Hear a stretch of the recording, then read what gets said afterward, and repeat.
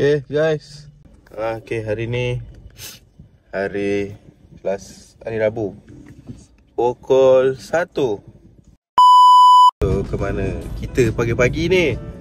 Ada satu destinasi kita nak pergi jauh, sebab tu kita kena gerak awal pagi.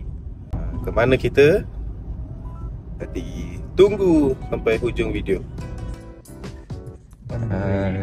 Kita sampai dah, kita dah ambil member kita.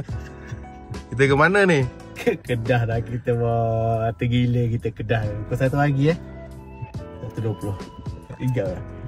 Jalan-jalan. Sebelum kita gerak jauh, kita simpam angin dulu.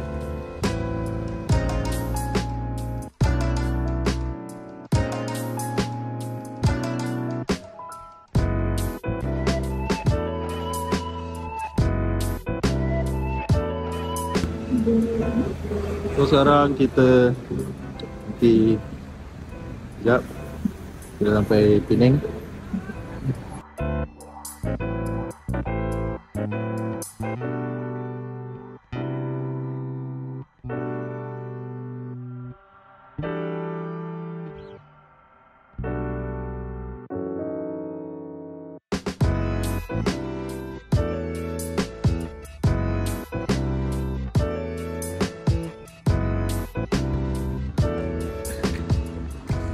Sampai. Alhamdulillah kita sampai di Mandat dulu hari ni. Kita semayang dulu, lepas tu tidur kejap lah. Lepas tu baru kita sambung kerja lah. Dah selesai mana yang patut dulu.